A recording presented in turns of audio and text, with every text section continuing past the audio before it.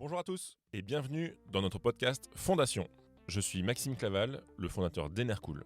On développe des peintures thermiques et écologiques qui améliorent le confort d'été et d'hiver. En développant l'entreprise, j'ai eu l'occasion de discuter avec des centaines de professionnels de l'immobilier. Et j'ai découvert un univers incroyable avec des métiers souvent inconnus et des parcours parfois très atypiques. C'est pour ça qu'avec l'équipe d'Enercool, on a décidé de créer ce podcast. Des acteurs engagés autour de l'immobilier nous expliquent leur parcours, leur vision, leurs victoires, leurs échecs et surtout les leçons qui en découlent. J'espère que vous aurez autant de plaisir à écouter ces échanges que j'en ai eu à m'entretenir avec eux. C'est bien Virkin le nom de la boîte ? Virkin. On dit pas Wirkin ou Virkin. Les Anglais disent Wirkin, les Chinois disent Verken, les Russes disent Wirkin. Ok. Il y a toutes les prononciations. Mais en français on dit Virkin. C'est un V. W du nord de la France se prononce V. Ok, ça marche. Bon, bonjour Grégory, ça va ? Bonjour Maxime, ça va très bien, je te remercie. Merci d'être là pour nous parler dans notre podcast Fondation. Tu es nantais, tu es le patron de Virkin. Tout à fait. Une industrie française, Oui. Qui est dans le domaine de la... Moi, j'allais dire de la plomberie, mais je ne sais pas si c'est le bon terme. Mais Alors, tout dépend sur quel angle tu le considères. On est dans le sanitaire et la plomberie, on est dans le plastique, on est dans la transformation, on est dans l'industrie, on est dans l'export, selon l'innovation, selon l'angle sur lequel tu prends. Mais on est tout ça un peu à la fois, oui. Ok. Merci pour ton invitation au passage. De rien.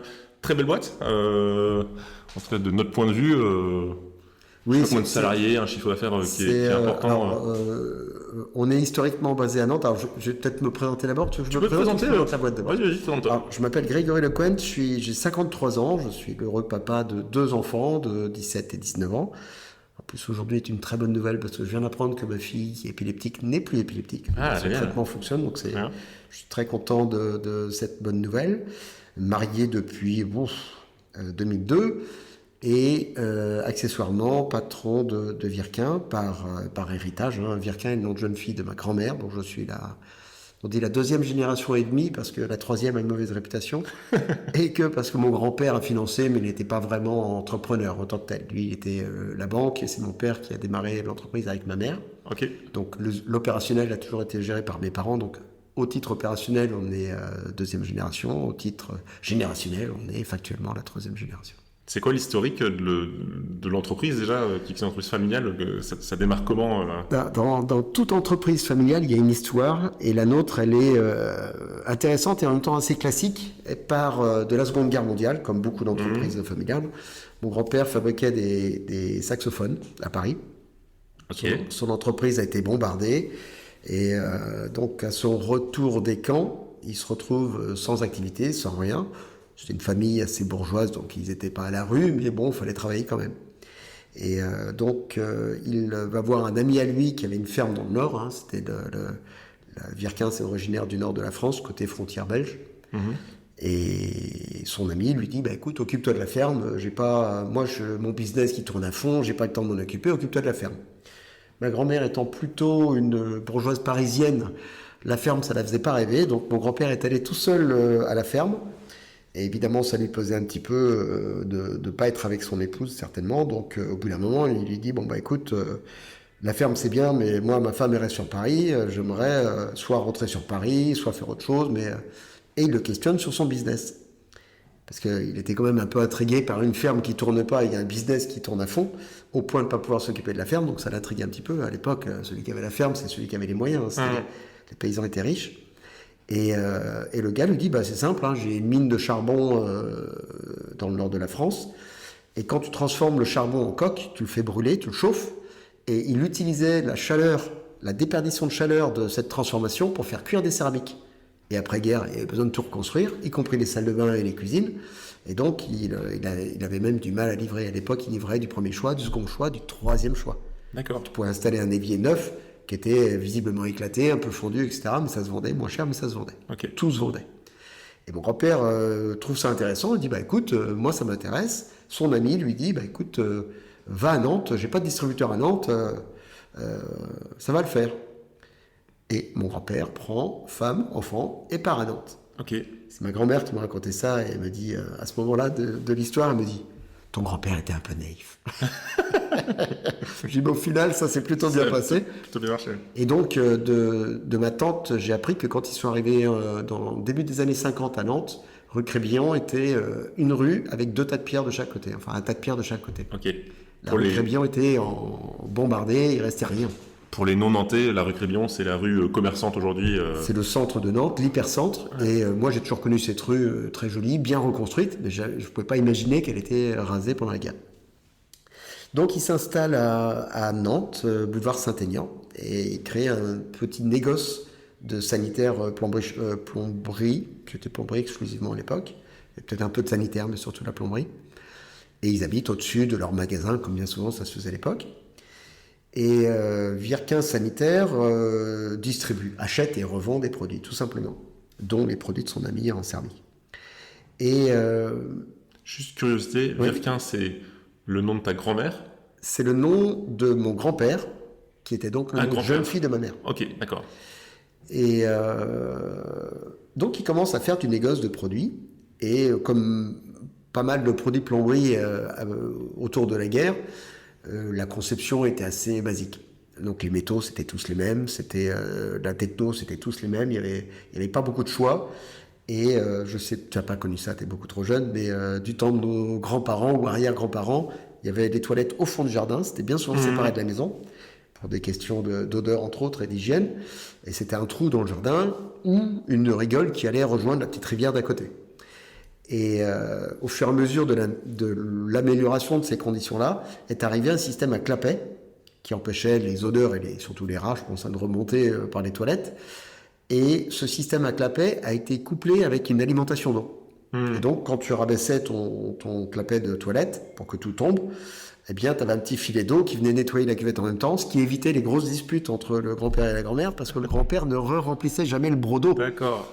Et c'était à la fin de ta petite affaire que tu découvrais qu'il fallait que tu refasses l'aller-retour pour aller remplir le gros, parce que le précédent, elle avait vidé. Donc ça a mis certainement beaucoup de paix dans les ménages. Et ce produit que mon grand-père achetait et revendait avait un problème de qualité. Visiblement, soit il se mettait à fuir, soit il cassait. Ça, j'ai pas eu le fin mot de l'histoire. Dans tous les cas, mon grand-père avait pas mal de retours, parce que quand tu vas au plombier, si ton produit est défectueux, le plombier te le ramène, évidemment. Le particulier, c'est moins vrai, il ne sait pas s'il a bien monté, mais il en achète un autre, puis il passe à autre chose. Le plombier, il te ramène ce qui ne marche pas. Et donc, il était un peu ennuyé, parce qu'il voyait bien qu'il avait pas mal de retours sur ce produit, donc il réfléchit. Et ça, je tiens l'histoire de ma tante, qui m'a dit, plusieurs nuits, pendant pas mal de semaines, il a dormi avec un robinet, tant pour lui. Alors, il réfléchissait, il travaillait, puis il finissait par s'endormir sur l'ouvrage. Comment on fait? Et puis un matin, il s'est réveillé avec le brevet. Et donc, il dépose son brevet, il avait trouvé la solution pour résoudre le problème qu'il taraudait. Il dépose le brevet, il fait fabriquer son produit, et ça devait être une dizaine d'années après, donc dans les années 60. Et milieu des années 60, tu as le plastique qui arrive des États-Unis, en Europe.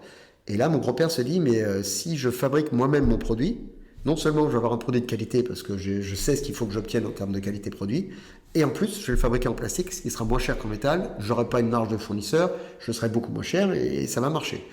Et il se trouve qu'évidemment, ça a marché, parce que c'était un produit qui résolvait un problème qualité qui devait toujours exister par ailleurs, j'imagine, et un produit fabriqué en plastique qui coûtait beaucoup moins cher à produire que les produits en métal historiques. Et donc, Virquin Sanitaire a été très connu par la distribution professionnelle, par les professionnels, les installateurs, dans les années 60-70, grâce à son produit qui était unique sur le marché. La première innovation du groupe, ce que je dis souvent, le brevet date de 1958. Okay. Il est dans l'entrée affiché fièrement. Parce que c'est un peu les racines de la boîte. Aujourd'hui, Virquin est souvent qualifié d'entreprise innovante, mais on tient ça depuis le début. En fait, on a démarré par une innovation. Ce qui est risqué. Quand tu fais une innovation, tu as une chance que ça marche, tu as aussi une chance que ça ne marche pas du tout. Ouais. Ça, c'est le client qui te le dit une fois que tu lui montres.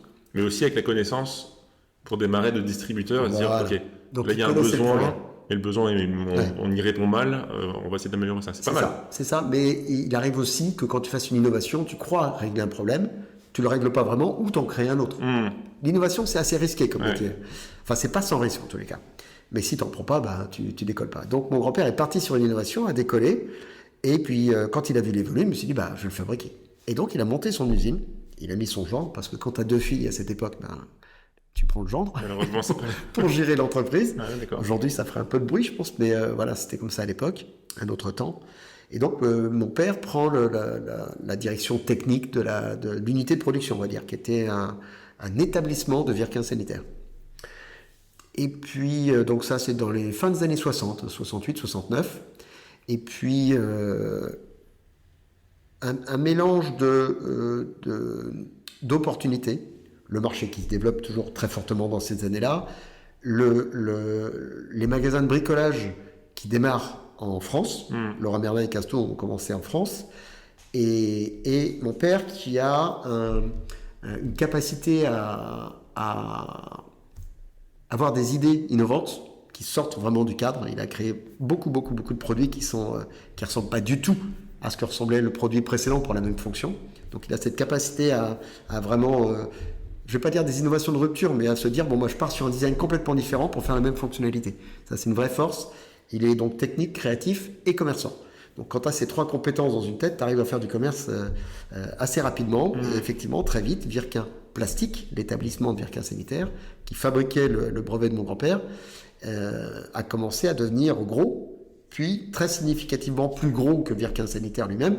Et donc, on a filialisé l'entreprise en 1977, et on dit souvent que Virkin est né en 77. Non, l'entité juridique est née en 77. L'entreprise a démarré en 1958 quand mon grand-père a déposé son brevet. Parce que c'est ça qui a permis de monter l'entreprise. Donc voilà, l'histoire est un peu plus ancienne que ce qu'on avait l'habitude de dire. Et les années 70-80, déploiement du bricolage. Donc on est passé d'une clientèle chez Virkin Sanitaire de professionnels vers une clientèle en France plutôt de bricolage avec Virkin Plastique, donc l'entité industrielle. Et puis, depuis les années 90, on a commencé à se diversifier à l'international. Mes parents faisaient de l'export. C'est ma mère qui était en charge de l'export à l'époque. Elle l'a fait beaucoup de pays. Moi, je collectionnais les timbres à l'époque, donc je voyais les zones prospectées avec les timbres qu'on avait des clients. Et donc, on s'est développé assez rapidement en Europe du Sud, en Afrique du Nord, en Europe de l'Est, au Moyen-Orient, en Afrique et en Asie. En Asie plutôt pour le sourcing, pas pour les ventes, mais tout le reste pour les ventes. Ok. Et donc on s'est retrouvé avec une société de taille relativement modeste. On devait faire 20-30 millions de francs à l'époque de chiffre d'affaires, dont une partie était déjà faite dans tous ces pays-là. Ok, génial. Donc c'était naissant, c'était très faible. L'essentiel était fait en France évidemment. Mais on était très international par rapport à la taille. Et Virkin a toujours été une société à un fort taux de business réalisé hors France par rapport à la taille du groupe. Ok. Et voilà, donc dans les années 90-2000, le groupe se développe fortement par croissance organique. Dans les années 2000, ça devient un peu plus calme en termes de croissance. Les magasins de bricolage s'étaient répartis sur tout le territoire. Il y a quasiment plus d'ouverture, ou beaucoup moins. Donc la croissance s'est calmée. On a commencé à faire des croissances externes à ce moment-là. On a fait 3 croissances externes en Russie, en Chine et en Angleterre. Okay. On a fait une première en Chine en 2005, une petite croissance externe, petite joint venture en Chine. Et en 2010, 2011, 2012, là, 3 grosses croissances externes, Angleterre, Russie et Chine. Et là, le groupe double de taille en 2 ans, 3 ans. Ok, wow. Et donc, pour reprendre, pardon, juste on reviendra sur la partie internationale et le rachat et la croissance externe. Toi, tu nais du coup, je veux dire, dans l'entreprise. T'es né en quelle année et comment tu vis ton enfance et ton adolescence là-dedans J'ai l'habitude de dire que j'ai 25 ans, mais c'est vrai que quand je ressors mon année de naissance, ça ne marche pas vraiment. Il y a mathématiquement un petit problème. Je suis né le 31 janvier 72. Okay. J'ai 53 ans et je suis effectivement, alors pas né dans l'entreprise, je suis né pas loin d'ici. Il y avait une maternité place Viarme apparemment qui n'existait plus. Et je suis né à Nantes et mes parents étaient gardiens de l'usine. Donc on habitait à la semaine dans l'usine, enfin juste à côté de l'usine. Tu as vécu là-dedans. Donc j'ai vécu dans l'usine et ce que je dis souvent à mes collègues quand je visite une usine, j'arrive au niveau de l'accueil et je dis déjà bravo pour le bon travail ou attention, il y a quelque chose qui ne va pas dans l'usine, alors je ne l'ai pas encore vu. Mais oreille et odeur, à l'oreille et au nez, je sais dire si une usine fonctionne normalement ou pas. Ça ne veut pas dire que les produits sont de qualité derrière, etc. Mais voilà, une usine qui ne tourne pas normalement, je l'entends, je le sens. Ok. Et tu le vois pas? Je le vois une fois que je rentre dans l'usine, mais je l'entends et je le sens dès l'accueil. Mais c'est quoi les odeurs d'une usine qui marche bien versus une qui marche pas bien? La plasturgie, c'est une recette de cuisine. Hein, tu prends un ingrédient, tu le fais cuire. Si tu le fais trop cuire, ça sent le brûler. Si tu le fais pas assez cuit, c'est al dente, mais un peu trop al dente. Et ça n'a pas la même odeur. Ah ouais, okay. Et l'odeur du plastique qui est fondu à la bonne température, il a une odeur assez caractéristique, qui est toujours la même. Okay. Les réglages machines sont toujours les mêmes. Donc l'odeur, elle est assez constante. Quand c'est pas assez bon, pas assez chaud, ça sent pas la même odeur. Et quand c'est trop chaud, ça sent le brûler. C'est excellent. Et c'est pas normal. Même chose à l'oreille, une machine qui est mal réglée, ou ça va même jusqu'à l'organisation de l'usine. Une usine qui est mal organisée, tu as des bruits de métal, de trucs qui tombent, de chariots qu'on pousse dans tous les sens parce qu'on en pousse 3 fois trop, etc. Une usine bien organisée, elle fait moins de bruit qu'une usine mal organisée. Ok. Et puis, c'est pas les mêmes bruits. Donc voilà, c'est cette je veux dire, qualité, c'est à peu près la seule que j'ai en plasturgie, parce que j'ai jamais fait d'études spécifiques à la plasturgie. J'ai fait de l'ingénierie, mais j'ai pas fait de chimie, et j'ai pas fait de plasturgie. Donc je suis pas particulièrement compétent en plasturgie, si ce n'est cette longue expérience de vie contiguë à des presses injectées dans ma jeune enfance. Ensuite, je fais des études, voilà, sans conviction, je savais pas ce que je voulais faire. Et j'ai fait des études d'ingénieur parce que nous, notre génération avait le chômage et le sida, donc je m'étais dit, le sida, je vais faire attention, mais le chômage, un diplôme me permettra d'y éviter. Et donc, j'ai fait des études d'ingénieur pendant 5 ans. Ça a été assez long parce que c'était pas ce qui me passionnait. Ok, d'accord. Moi, j'avais envie de bouger, j'avais plutôt un profil commerce itinérant que ingénieur sédentaire. Sans trop le savoir, ou c'était un peu au fond de toi? Alors, je savais pas. J'ai su assez rapidement que c'était pas l'ingénieur qu'il me fallait, mais bon, j'étais dans l'école, c'était trop tard. Je fais partie de cette génération où tu as dit oui, maintenant tu manges jusqu'au bout. Et donc, je suis allé jusqu'au diplôme. Et le premier truc que j'ai fait dès que j'ai pu, c'est faire autre chose que de l'ingénierie. Et d'ailleurs, mon école, c'était le CNAM, le Conservatoire national des arts et des métiers. Et ils ouvraient une formation en 5 ans, une formation à temps plein, à temps continu pendant 5 années, après le bac. Et ils ont accepté de rajouter des UV de marketing, de commerce. Et donc, là, je me suis rendu à l'évidence que c'est ce que je vais faire. Et donc, dès que je suis sorti, j'ai commencé à faire du commerce. D'abord chez Virquin pendant quelques années pour faire une carte de visite, faire les bêtises et l'apprentissage chez mon père, je me suis dit que ça aurait moins de conséquences. Et puis ensuite, je suis parti assez rapidement vers... j'avais fait mon alternance chez Schneider déjà, j'avais déjà vu les laboratoires de Schneider, très instructifs, mais pas ce que je veux faire. Et ensuite, je suis parti bosser pour des grandes boîtes. Je me disais qu'avec des grosses sociétés, j'apprendrais ce qu'est la structure, l'organisation, la cohérence, la rigueur, etc. Et effectivement, j'étais assez content de ce que j'ai pu y voir. J'ai appris beaucoup de choses. J'ai passé de belles années chez Saint-Gobain ou chez Masco, qui est une corporation américaine. Et tu avais déjà en tête, adolescent, ou même un peu après, que tu allais reprendre Virquin? C'était un truc un peu... pas du tout. Le dimanche midi avec tes parents, dire mes enfants, vous reprendrez la boîte ou... Je pense que mes parents avaient cette idée-là assez fortement impliquée. Moi, pas du tout. J'ai toujours parlé de ma carrière, ce qui a toujours un peu surpris mes parents. Parce que quand on a une entreprise, on n'a pas de carrière, on a une entreprise. C'est pas tout à fait le même terme, sauf que moi, je ne considérais pas que j'avais une entreprise, je n'avais pas d'entreprise. Mes parents avaient un business et je ne me projetais pas forcément dedans. Et comme je ne savais pas ce que je voulais faire, je ne m'étais pas positionné, je ne m'étais pas posé la question comme ça. Donc après l'école, j'ai fait du commerce, j'ai fait du marketing, j'ai fait de l'achat, j'ai fait de la vente, j'ai fait du design un petit peu avec les libres services chez Saint-Gobain, c'était passionnant. Et puis j'avais toujours la bougeotte.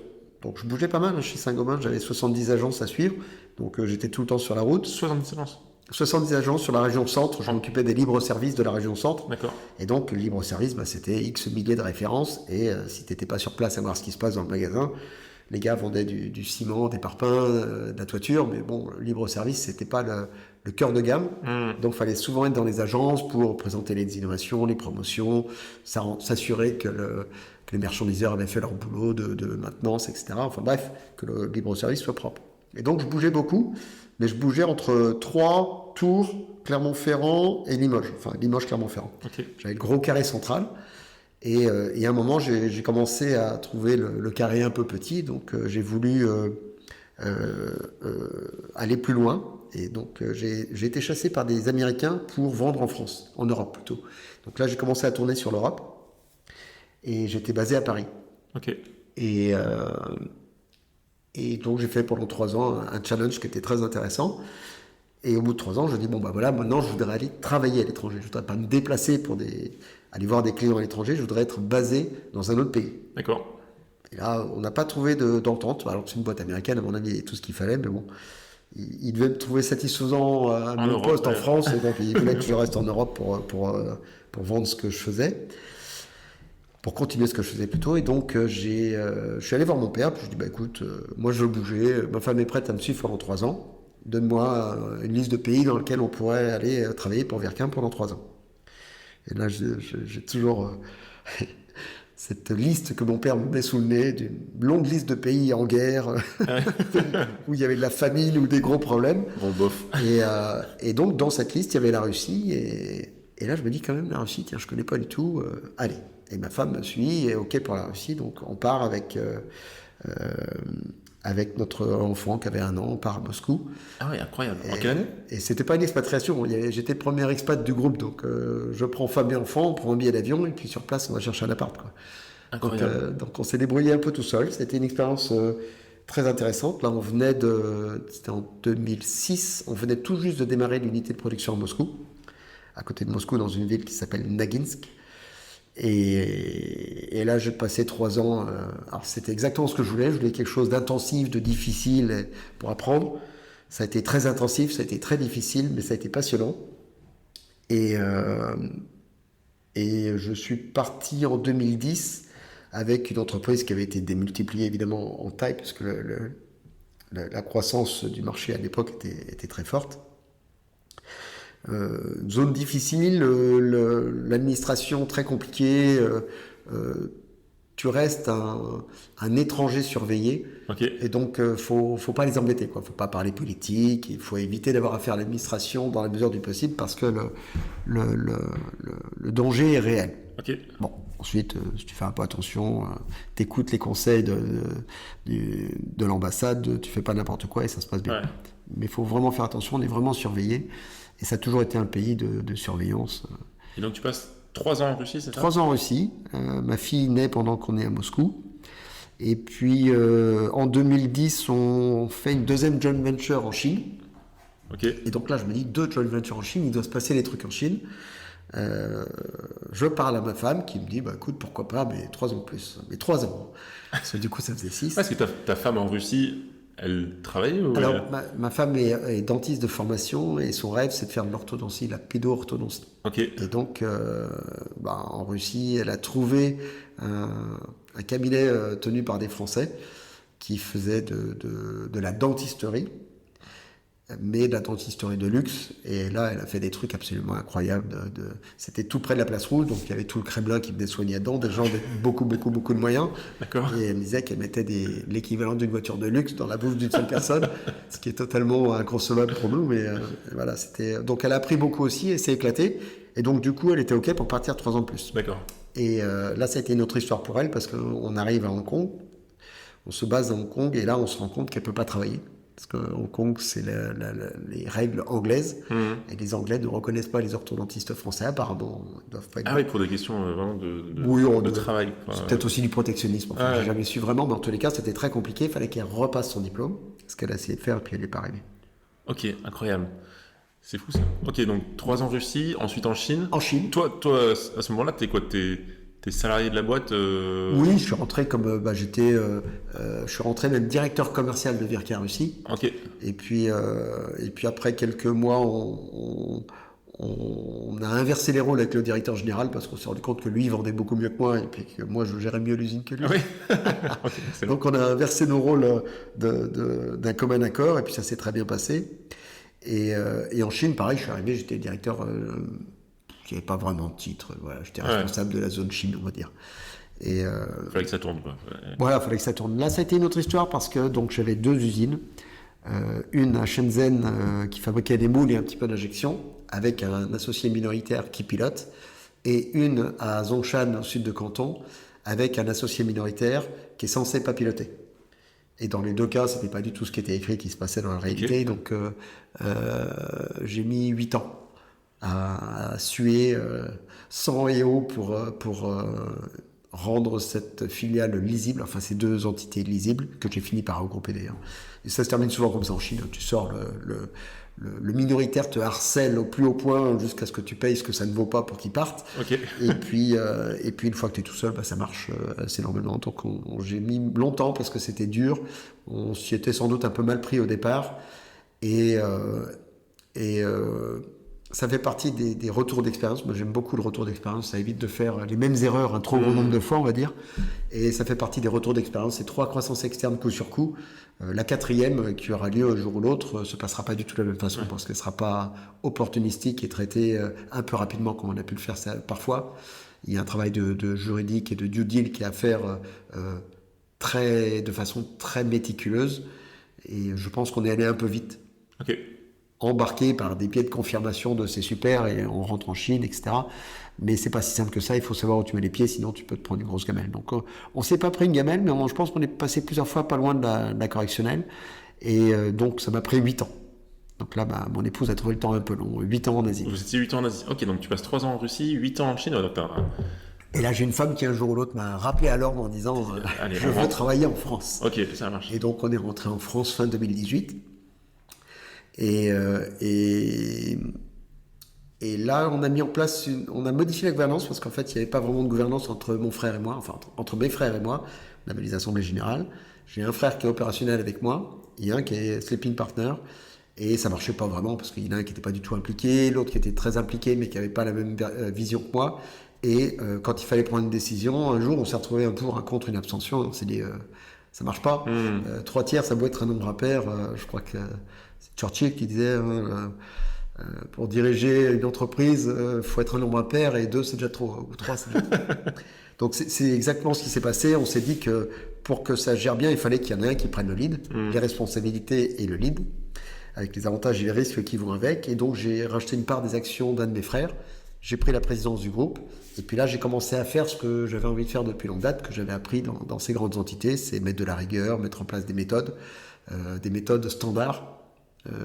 Et encore par certains aspects aujourd'hui, on voit bien que tu retrouves l'historique des boîtes dans leur façon de travailler aujourd'hui. Et ça, c'est pas normal parce que les entreprises, les business units, comme on les appelle chez nous, devraient progressivement tendre vers quelque chose de standard. Soit tu es une business unit de distribution, soit tu es une business unit de production, soit tu es une business unit de vente exclusivement. Mais dans tous les cas, tu dois avoir des méthodes de travail qui se ressemblent. Et on n'est pas encore allé tout à fait au bout de ça, mais pendant 5 ans, je me suis amusé pendant le Covid, parce que j'ai pris la présidence à peu près pendant le Covid.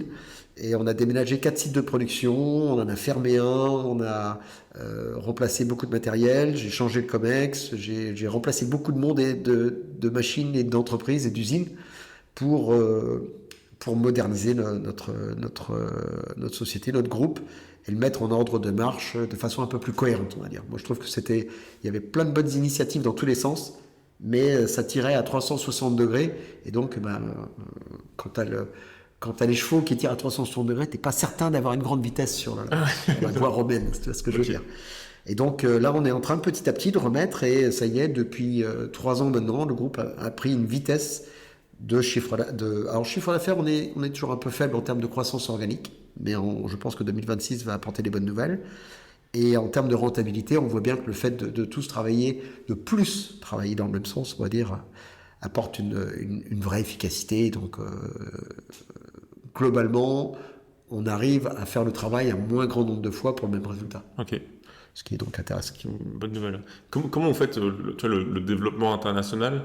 Qu'est-ce qui fait que vous êtes développé comme ça ? Vous avez forcément des concurrents parce que le marché il est juste immense sur le sujet, on va dire sanitaire, mais tu as quand même un développement. Là, tu me parles de Russie, tu me parles de Chine. Oui. Alors, c'est quoi la recette ? Je ne sais pas s'il y a une recette, mais c'était l'innovation produit. S'il y avait une recette, il n'y aurait plus d'argent à faire. Parce que c'est justement parce qu'il n'y a pas une recette que c'est risqué, que c'est pas facile et que tu peux te planter sérieusement et méchamment, et puis il y a des escroqueries aussi, et puis t'es pas payé, etc. Donc c'est un risque. Maintenant, c'est comme la bourse. Si tu veux pas prendre de risque, tu prends un PEA, tu es certain de gagner de l'argent. Pas beaucoup. Ouais. Et si l'inflation repart, tu es peut-être même en train d'en perdre. Donc, si tu prends pas de risque, tu n'as qu'une seule certitude, c'est que tu vas pas gagner d'argent. Donc, il faut prendre des risques. Et ensuite, c'est comment tu identifies le niveau de risque que tu prends et quel garde-fou tu mets autour de cette évaluation à due proportion, parce que si tu mets le même niveau de garde-fou que tu veux ceinture et bretelles partout, tout te coûte cher et tu gagnes pas d'argent. Et si tu mets aucune bretelle parce que t'inquiète pas, ça va marcher, la fois où tu plantes te bouffe la marge que tu as fait sur les 3 autres. Ça va marcher. Donc c'est un équilibre entre le niveau de risque et le coût des barrières de sécurité. La genèse de l'export, c'est très clairement mes parents qui avaient une vision, je pense, d'internationalisation à marche forcée. Aussi loin que je me souvienne, nos valises ont toujours eu 2 côtés, un côté vêtements, un côté échantillon. Ce que j'ai compris beaucoup plus tard, on n'est jamais parti en vacances, mes parents sont toujours partis faire du commerce dans un pays nouveau. Quoi. Ah ouais, incroyable. Et parce qu'il y avait un produit qui était différenciant. Oui, alors tu as déjà ça, les pays moins développés en termes de gestion de l'eau, quand ils nous voyaient arriver avec un 3 litres 6 litres, c'était révolutionnaire pour eux. 3 litres 6 litres, c'est Alors 3 litres 6 litres, c'est... Avant, tu tirais la chasse, tu avais du temps de porcher, que ta grand-mère a bien dû connaître, tu tirais sur une petite boule et tu as 15 litres qui se vidaient pour chasser un petit pipi. Et un jour, il y a quelqu'un dans les normes qui s'est réveillé, qui a dit c'est peut-être beaucoup d'utiliser 15 litres, est-ce qu'on pourrait pas faire mieux? Est né le 3 litres 6 litres, dont Virquin est l'un des précurseurs. On a été de nombreux à balancer cette innovation un peu plus ou moins en même temps. Et là où nous, on a été innovants, c'est qu'on s'est dit un mécanisme à changer, c'est une galère. C'est compliqué, je ne sais pas si tu en as déjà changé chez toi, mais une fois que tu l'as fait, tu sais qu'il faut appeler un plombier parce que c'est quand même un petit peu technique et tu peux avoir des mauvaises surprises. Et donc, on a fait un système à câble qui faisait qu'il n'y avait rien à régler. Et ça, je pense que c'est vraiment le succès, l'origine du succès des innovations de Virquin. On s'est toujours dit, il faut gagner. Il faut gagner du temps, il faut gagner de l'eau, il faut gagner de l'argent, il faut gagner de la facilité à poser le produit. Et on a toujours surfé sur l'un de ces 4 piliers, ou plusieurs. Il y a des produits qui gagnent et du temps et de la place sous le lavabo. On a toujours fait des siphons qui gagnent place parce que quand tu as un petit meuble où tu peux mettre ta trousse de toilette et 3 serviettes, si tu peux en mettre une 4e, c'est pas mal, c'est les 4 à la maison, quoi. Et j'ai perdu mon fil. Non, mais la partie innovation, tu vois, et voilà, et l'industrialisation, et comment tu te développes. Et quand tu arrives dans un pays qui n'est pas mature en termes de technologie, et tu arrives avec l'innovation d'un pays qui est un peu plus mature, tu as une génération d'avance. Donc évidemment, je ne vais pas dire que tu rentres comme dans du beurre, mais c'est plus facile. Maintenant que le monde est plus globalisé, les Chinois exportent leurs produits partout dans le monde, c'est un peu moins la surprise quand tu arrives. Maintenant, on a toujours des innovations. Là, on est en train de lancer un produit qui s'appelle AirConnect, qui est, à mon avis, un très bon produit. Pareil, on prend ce produit et on va cibler un nouveau pays. C'est un door opener, ce qu'on appelle les door openers. Les gens ne connaissent pas, mais disent, ça c'est vraiment intéressant. Je comprends facilement en quoi ce produit est innovant. Je le mets dans mon magasin. Ça se vend bien parce que ça règle un vrai problème. Et derrière, on arrive avec nos catalogues, on va dire, entre guillemets. C'est quoi ce produit? Tu sais le dire? L'AirConnect, oui. Alors c'est une... Ce que tu sais peut-être pas, c'est que... tu te souviens du système de pompe à vide dans tes toilettes? En cours de physique, tu as dû voir ça. Ouais. De mon temps. Je commence vraiment à parler comme un vieux. De mon temps, dans les cours de physique, tu avais le robinet au-dessus de la paillasse de physique. Ouais. Tu avais un robinet, puis tu avais un Y sous le robinet. Un tuyau connecté directement au robinet et un Y. Et tu faisais couler le robinet, l'eau passe dans la ligne droite du Y. Et si tu mets ton doigt sur la partie incurvée du Y, tu sentais que ça aspire. Ok, ça me parle pas, mais... Tu pourras faire l'essai, ça marche. Okay. Ça aspire, ça s'appelle une pompe à eau. Le principe de la pompe à eau. Et le problème, c'est que ton WC, quand il rejoint la canalisation, il y a un Y. Tu as ton WC ou le WC du voisin du dessus, et puis tu as le Y sur lequel ton lavabo est raccordé. Donc quand ton voisin du dessus tire sa chasse d'eau, tu as l'eau de ton lavabo qui part dans le tuyau. Tu sais à quoi sert l'eau dans le siphon de ton lavabo? Aux odeurs? Tout à fait. C'est pas pour retenir la bague, c'est faux. C'est pour les odeurs, pour éviter aux odeurs d'égout de remonter par le tuyau, etc. Et d'ailleurs, selon le sens du vent autour de ta maison, tu enlèves le siphon, en 2 secondes, ça peut sentir mauvais. Ouais. Donc c'est vraiment quelque chose qui est fait pour bloquer les odeurs. Et donc quand cette pompe à eau a fini d'aspirer ton siphon, tu as les odeurs qui rentrent dans ta salle de bain. Tout le monde toi y compris je suppose, moi c'est certain, a connu une salle de bain, tu arrives le matin, ça sent pas bon. Oui. Tu fais couler un peu d'eau dans la douche, généralement c'est la douche, un peu d'eau dans la baignoire, un peu d'eau dans le lavabo, tu as réglé ton problème. C'est ça. Il faut réamorcer les siphons. Et nous on s'est dit, plutôt que de tous les matins, parce que tu as les maisons, c'est un vrai problème, hein, des installations qui ont été mal faites, et c'est pas toujours évident, parce que la mécanique des fluides c'est quand même pas toujours simple, c'est pas trivial. C'est pas toujours évident de savoir si c'est bien fait ou mal fait. Tous les matins, remplir ton lavabo ou ta douche parce que ça sent mauvais, c'est un peu pénible. Et nous, on s'est dit, on va mettre une prise d'air directement à l'origine du mal, dans le tuyau de raccordement d'évacuation du WC. D'accord. C'est-à-dire qu'on désamorce toute cette pompe à vide, parce que je te parle de ton voisin dessus, mais dans une tour de 30 étages, le gars qui tire sa chasse tout en haut, il désiphonne 60 appareils. Hein. C'est un lavabo et une baignoire par étage, hein, donc, ou une douche par étage. Donc, ça peut être vraiment problématique. Le voisin du haut, tu lui mets une pipe Air System, Air Connect, on appelle ça, avec un anti-vide. Et l'air, au lieu de venir le chercher dans ton siphon de lavabo, il va le prendre directement à la sortie. Et donc, il va désamorcer avant même que l'eau soit arrivée à hauteur de ton étage. Ok. Et donc, c'est un produit qui apporte un vrai plus. Donc ça, vous avez une partie R&D chez vous bien sûr. qui développe... oui, c'est vrai que je ne t'ai pas dit, mais Virquin pense, conçoit, développe, fabrique et vend ses produits. Okay. On a 5 métiers. On a également la livraison. Je pensais que ce n'était pas un de nos métiers. On a essayé de le sous-traiter, mais ça n'a pas bien marché. Parce que la livraison, si tu la fais mal, 2 heures après, ton client t'appelle en disant « Mais où est ma commande ?» Donc vous avez des camions Virquin, c'est ça que tu veux dire ? On n'a pas intégré, mais on a voulu l'externaliser et on est revenu en arrière. Parce qu'en fait, si ce n'est pas un métier spécialité de Virquin, c'est un métier qui doit être très bien fait si le client n'est pas satisfait. Et c'est quand même dommage d'avoir bien fait les 5 premières étapes et de te retrouver avec un client insatisfait juste parce qu'un transporteur l'a mal livré. Quoi. Ouais.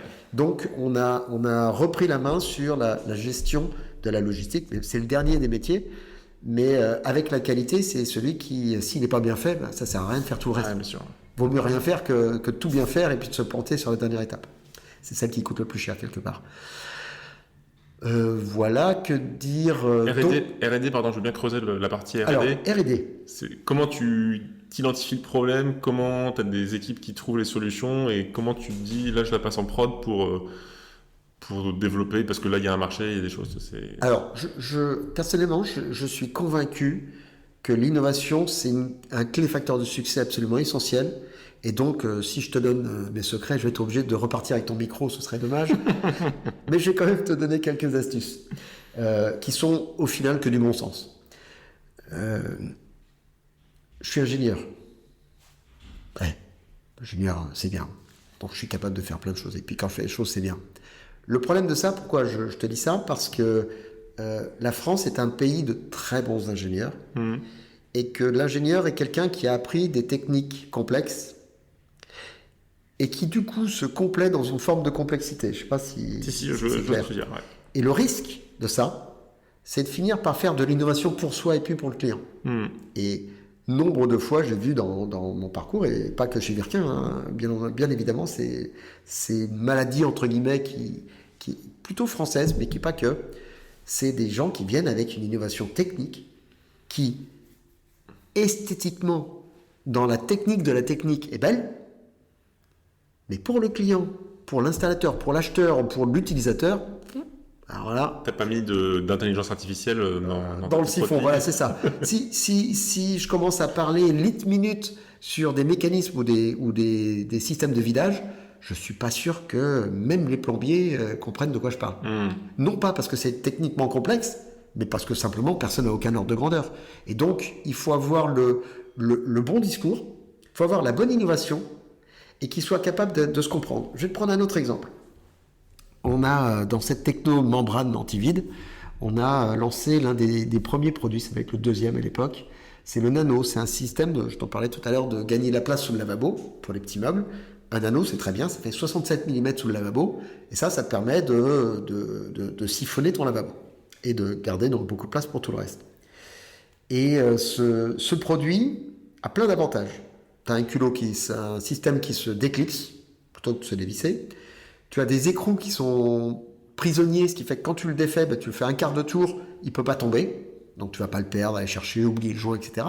Le joint est surmoulé, tu ne peux pas l'oublier, tu ne peux pas le casser. Il se ferme en un quart de tour, tu n'as pas besoin de prendre une clé à molette pour être sûr que tu as bien inséré. Quand il a atteint sa position, c'est que c'est bon. Qu'est-ce que tu as d'autre? La membrane, qui fait qu'il est très faiblement encombrant en hauteur. Le corps qui s'incline de 2 degrés pour venir chercher le tuyau déjà incliné. Bref, plein d'idées. La meilleure idée, elle n'est pas là-dedans. C'est une autre. Et quand on l'a mis sur le packaging, j'ai dit non seulement ça fait une tartine de texte que personne ne va lire, et 2, ça rend illisible les avantages qui, eux, sont évidents. L'avantage qui est évident sur ce produit, c'est son encombrement. Okay. Et on a fait le choix marketing, et c'était une première, et c'était assez surprenant. On était nous-mêmes surpris de la conclusion, mais on y allait et ça marche. C'est de dire, le produit est faible encombrement, très faible encombrement, le plus faible du marché, et le produit peut le siphon peut se sortir à l'intérieur du lavabo et se nettoyer dans le lavabo. Parce que, je ne sais pas si tu as souvenir de ton premier siphon que tu as débouché, tu l'as dévissé en dessous, tu l'as jeté dans le même lavabo, tu l'as pris sur les pieds, tu te dis, bah oui, effectivement, c'était évident. Celui-là, tu peux le faire. Tu peux le faire parce que tu le sors par le dessus. Okay. Mais donc, on ne dit pas qu'on peut le sortir par dessus. Et on est arrivé à la conclusion que très probablement, à un moment ou à un autre, ils allaient tirer dessus parce que c'était bouché. Là, ils vont se rendre compte que ça se nettoie dans le lavabo. Et là, ils auront compris. Ils vont faire 6 mois, 1 an après l'avoir acheté. Et là, ils se diront, ah bah tiens, Birkin, c'est sympa. C'est pour ça que le produit est marqué Birkin. Ouais. Et pas sur le packaging parce que ça rend le produit illisible. Et donc, ça réduit la capacité du client à l'acheter au bon moment. Parce que tu sais, tu prends ta décision en assez peu de temps pour le client. Donc voilà, donc on a fait des choix. Et l'innovation, il faut vraiment répondre à un besoin qui existe, mais qui se comprenne. Et s'il n'existe pas, ou qu'il existe, mais que personne n'est au courant, qu'est-ce que tu vas répondre à une innovation sur un problème dont tu n'es pas au courant qu'il existe, ou qu'il n'existe pas. Comment tu fais pour protéger ces innovations? Parce que j'imagine que vous vous regardez entre concurrents et que dès qu'il y a une bonne idée qui sort, c'est repris, c'est un peu une course, tu as des brevets. Oui, ça, c'est l'histoire du commerce, ça a toujours été, et je pense que ce sera toujours. Et quelque part, je me dis c'est presque une bonne chose. Les Chinois ont probablement raison. Le fait de copier, si tu copies pas de façon servile, si tu apportes quelque chose, tu mets un peu d'intelligence, tu enlèves ce qui a été mal fait, tu rajoutes une idée à toi, je trouve que c'est honorable, respectable. Il ne faut pas le faire tout de suite, il faut laisser le concurrent un peu surfer sa vague, parce que c'est quand même lui qui a eu l'idée au premier, etc. Mais voilà, je vois pas trop d'inconvénients. Et puis si c'est pas protégé du tout, bah tant pis pour lui. Maintenant, le brevet, j'en discute régulièrement avec des gens autour de moi, des spécialistes du sujet, et je t'avoue ne toujours pas avoir de certitude en la matière, parce que le brevet te protège d'un élément qui est tellement bien décrit que tu peux le contourner assez facilement. Que tu modifies un élément de la description, tu n'es plus dans le brevet. Et donc, merci de m'avoir donné les éléments techniques pour pouvoir le contourner. Donc, je vois bien que c'est la bataille des boîtes internationales, des grosses boîtes pour la course au brevet. Je pense qu'ils font plus vivre les avocats que la boîte elle-même. Ou alors, l'objectif, c'est de tuer le concurrent qui s'approche de ton brevet. Et c'est pas ma philosophie. Je préfère avoir un temps d'avance plutôt que de garder un temps de retard sur les autres. De faire garder un temps de retard aux autres, plutôt. Donc, voilà, pour moi, l'intérêt du brevet, c'est plus dans garder un temps d'avance que d'empêcher les autres de récupérer le temps de retard qu'ils ont. Et pour moi, c'est pas ma vision du commerce. On a des concurrents qui nous ont écrit des courriers assez désagréables et en plus assez peu justifiés en la matière. Moi, j'écris rarement à des concurrents qui me copient. Et pourtant, il y en a. Si on parle un peu d'industrie, on parle de plus en plus, j'ai l'impression, d'industrie, de réindustrialiser la France, ce genre de choses. Vous produisez encore en France? Bien sûr. Ouais, c'est quoi ton point de vue là-dessus? C'est une bonne question. J'ai 2 jours. Alors, d'abord, c'est un sujet complexe. Je pense que beaucoup de monde n'ont pas en tête et la complexité et le risque du sujet. La France s'est désindustrialisée, non pas parce que les Français sont mauvais, non pas parce qu'ils ont X semaines de congés payés, non pas parce qu'il y a plus d'absentéisme à l'extérieur, etc. La France est un pays très intéressant pour produire. En réalité, presque tout est fait pour produire. C'est une démocratie. Il y a des très bonnes écoles. Il y a de la main-d'œuvre disponible. Alors, on n'est pas à 1,3 milliard comme en Chine, c'est sûr, mais on a de la main-d'œuvre disponible. Il y a du chômage, donc il y a des bras. On a des lois qui sont claires, certes nombreuses, certes contraignantes, mais claires, et qui, quelque part, si elles nous embêtent dans notre façon de travailler, elles nous protègent aussi. Donc ça, faut pas l'oublier. On parle de la surréglementation, mais on est quand même bien content qu'elle soit là. Sinon, nos enfants mangeraient des trucs bizarres certainement. Et malgré tout, ça suffit pas. Donc, en tous les cas, pour moi, il y a tout pour bien faire en France. Maintenant, tu as la France qui est à 20 euros de l'heure. Bon, je sais plus ce qu'ils mettent là-dedans.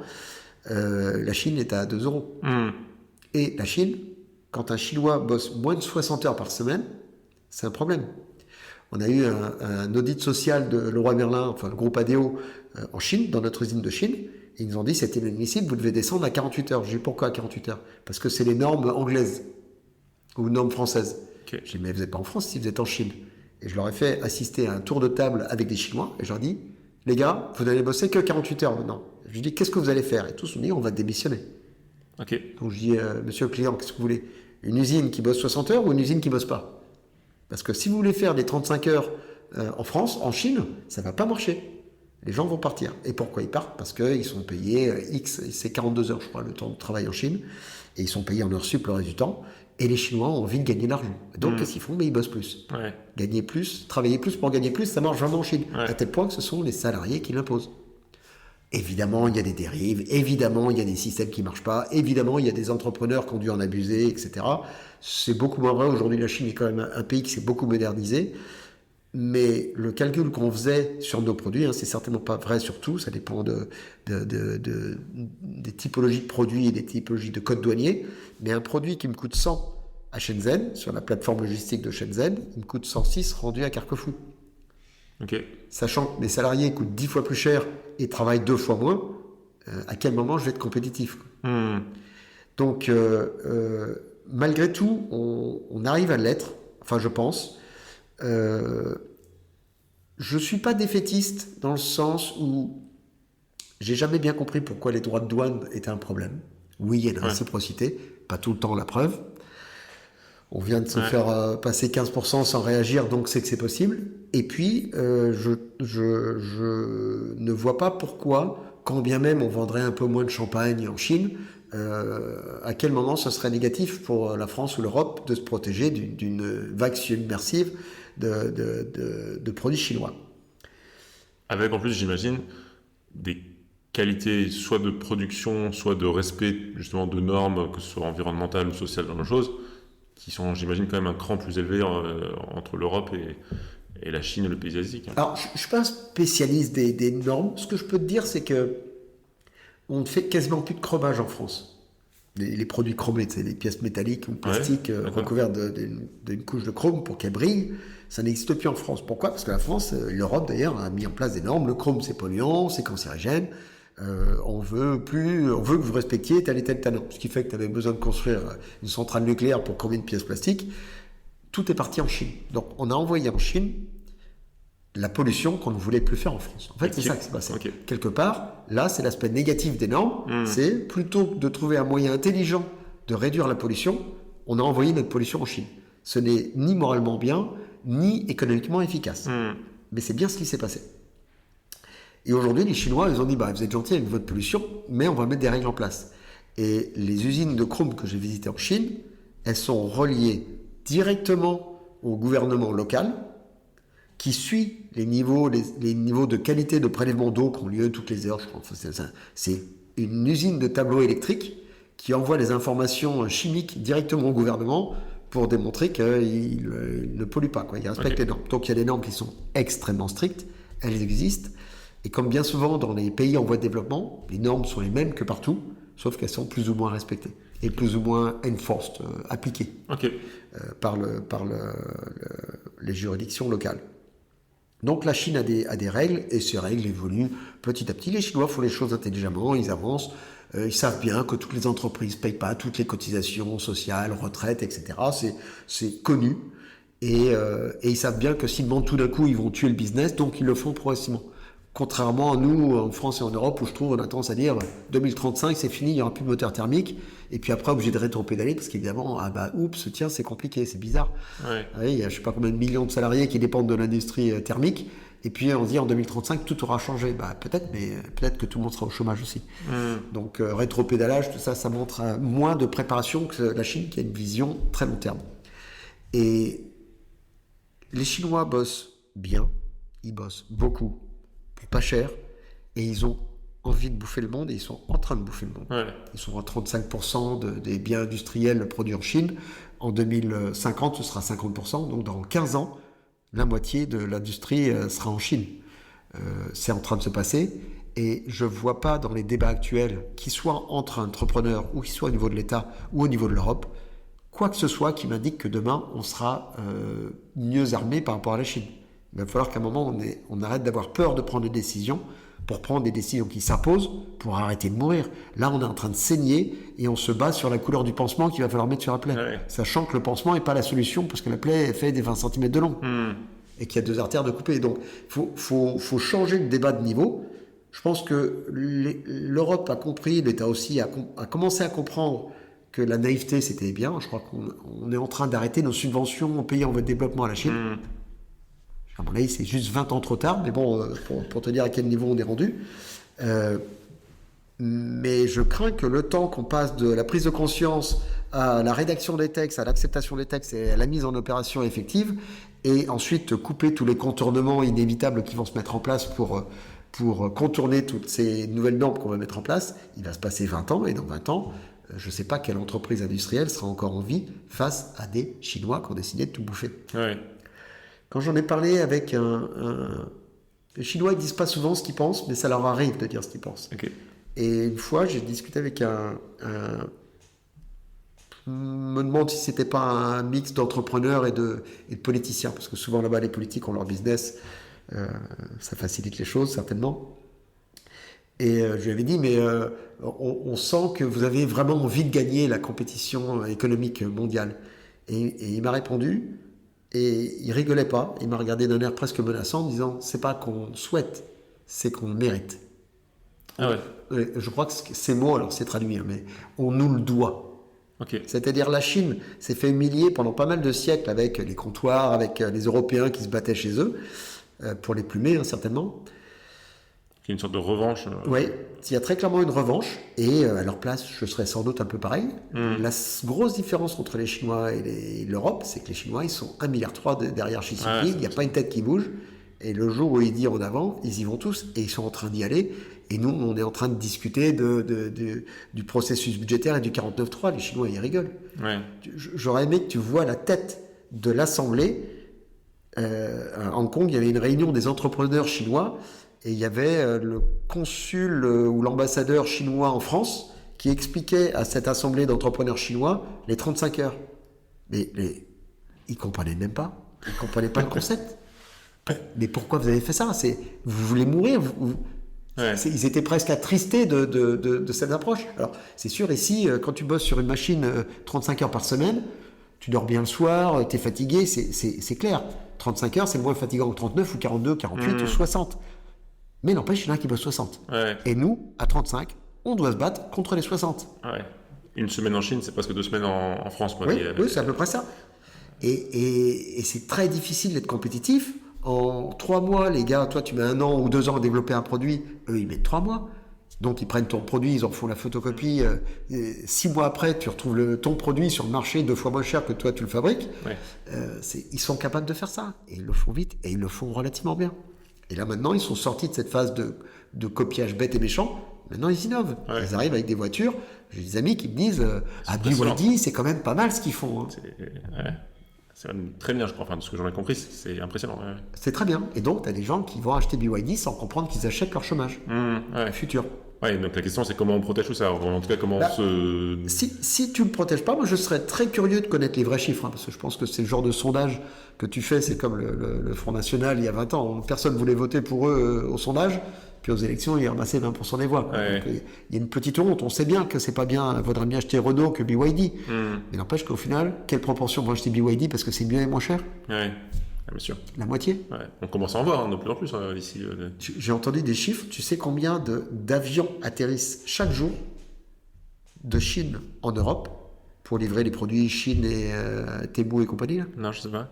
600 avions. chaque nuit. Ah ouais. 600 avions.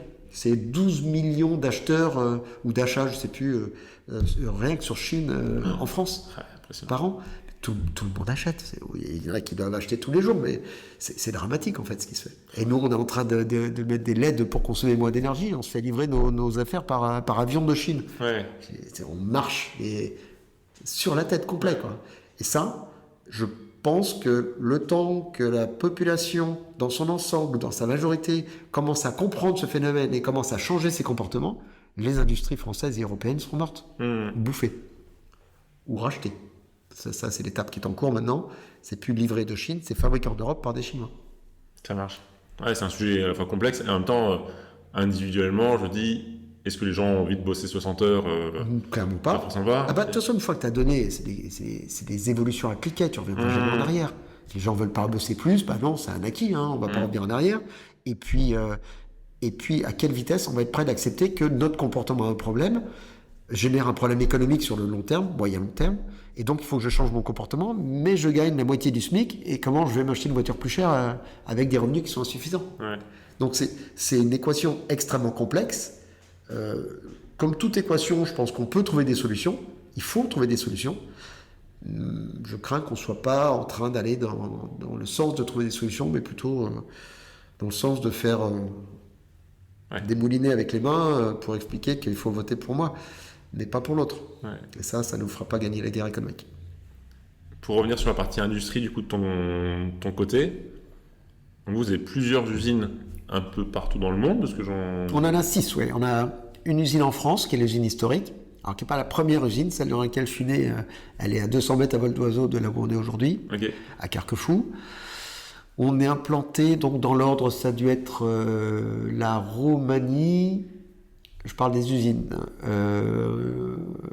la Russie, l'Afrique du Sud, non, la Russie, la Chine, l'Afrique du Sud, la deuxième en Chine, l'Angleterre qu'on a déménagé en Roumanie, et je crois que j'ai fait le tour des sites de production. Et puis on a des filiales commerciales en Angleterre, en Espagne, au Portugal, au Benelux et en Pologne. Ok. Comment tu fais le choix des usines C'est de l'opportunité ou à un moment tu as des choses qui font que tu dis ah là il y a quelque chose. Enfin, c'est quoi le choix de dire tiens là on va aller en Roumanie, en Afrique du Sud. Tu vois, l'Afrique du Sud ça m'étonne. Je me dis tiens pourquoi l'Afrique du Sud Et pourquoi pas? Oui, non mais comment se fait le choix, tu vois, est-ce qu'il y a C'est un très beau pays l'Afrique du Sud. Je te recommande de le visiter. Je pense qu'historiquement, c'était opportuniste. Comme mes parents ont beaucoup voyagé, ils ont croisé une quantité incroyable d'entrepreneurs. Ils faisaient des rencontres intéressantes sur les salons. Ils étaient eux-mêmes intéressants par leur approche de marché, les innovations, etc. Et ils étaient en recherche. Donc, ça a créé beaucoup de contacts. Et puis, généralement, ça commence par, tu trouves un distributeur. Puis, ce distributeur, un jour, il t'appelle. Il dit, tu sais, les produits que tu m'envoies, ils me coûtent 15% de transport et je paye 20% de douane. Si demain j'économise 35% en fabriquant en Afrique du Sud, je vais démultiplier mes volumes. C'était évident, mathématiquement c'est évident. Si tu as 35% de coûts en moins, probablement que tu vas pouvoir aller chercher des nouveaux marchés. Et donc ça s'est souvent fait comme ça, opportunistiquement, l'associé ou le distributeur local qui propose de s'associer. En Russie, c'était une volonté de s'implanter parce qu'il y avait des distributeurs et que ça marchait plutôt assez fort dans les années 90. La Chine, c'était du sourcing au départ. Et puis notre deuxième croissance externe, ça a été pour faire du commerce en Chine. Ça, c'est très compliqué. J'ai pu le vérifier moi-même. Et en fait, l'objectif de chaque entité de production, qu'elle soit de production ou commerciale, c'était de vendre sur place et dans les pays ou les zones environnantes. Ok. Ça a toujours été la logique. Et nous, on fabrique des produits qui sont... c'est du plastique, c'est de l'air, c'est des tuyaux remplis d'air. Et ça voyage assez mal. Transporter de l'air, c'est jamais... parce que tu as un rapport mètre cube par euro transporté qui est défavorable. Donc, qui fait que tu as des coûts de transport qui sont vite prohibitifs. Donc, tu peux pas tout faire. Ok. Donc, c'est plutôt ce qu'on source sur de la grande distance, c'est plutôt du composant qui évite de dupliquer les outillages dans tous les sens. Et puis, tout ce qui est produit fini, on essaye au maximum de le faire en local. Ok, ça marche. Comment ça se passe du point de vue, on va dire, RSE là-dessus, quand tu as la tête d'une boîte comme Virquin? C'est quoi, tu vois, c'est quoi tes sujets? Comment tu fais pour évoluer là-dessus? Est-ce que c'est une contrainte? Est-ce que c'est une opportunité? Est-ce que c'est un truc que tu as en toi et tu te dis, ah non, moi j'ai envie d'avancer là-dessus? Enfin, c'est... Non, ça se passe très bien. Bon, alors, il y a une pièce avec deux côtés, on va dire. Tu as le côté pessimiste qui est de dire, bon, bah, nos produits, c'est du plastique. Le plastique, c'est le pétrole. Bon, pas tip-top. Et puis, on doit transporter de l'eau. L'eau, il n'y en aura plus. Donc, si tu vois le côté négatif des choses, c'est foutu. Quand on a commencé à se poser des questions sur l'approche durable de l'entreprise Virquin, d'abord, on l'a mis dans notre vision à 20 ans. Parce que c'est une approche qu'on n'avait pas eue avant. Bon, c'est mon frère qui était à l'initiative de ça, Gonel, qui voulait développer cette notion durable pour l'entreprise. Et donc, on l'a mise dans notre vision à 20 ans, pour être sûr qu'on ne change pas d'avis quand les cours de matière vierge seront redescendus en dessous du coût du recyclé. Ce qui pourrait être des réflexes d'acheteurs non avertis, on va dire. Et donc, c'est 2014, pour nous, c'est l'année zéro du RSE. C'est sans doute un peu tard, bon, voilà, c'est comme ça. Aujourd'hui, on a fait beaucoup de chemin. Les équipes ont compris. Le discours était un peu pessimiste au début. Pessimiste parce que le pétrole, pessimiste parce qu'il n'y a plus d'eau, pessimiste parce que plein de choses, et pessimiste sur le fait que notre ambition en 20 ans, c'est d'être neutre en carbone. Ok. Donc, quand on a mis cet objectif dans notre vision à 20 ans, j'ai eu 2 questions des collaborateurs. On en est où? Je ne sais pas. Et est-ce que c'est possible? Je ne sais pas. Donc, j'étais un peu surpris par... Mais au moins, tu as un cap. Voilà, c'est ça. Moi, je ne suis pas là pour apporter les réponses. Ça, c'est lui qui le ferait. Moi, je suis là pour dire où je veux aller. Est-ce que c'est possible? Et comment on va le faire? Ça, on va le découvrir au cours des 20 ans. Et puis, il y a des choses qui seront plus faciles que prévu, d'autres plus difficiles, et on s'adaptera. Et donc, je dis, tant qu'on n'est pas face à un mur qui est incontournable parce que trop long, eh bien, on continue d'avancer. Et puis, quand on sera face à des écueils, on résoudra les écueils. Il y a toujours plein de solutions.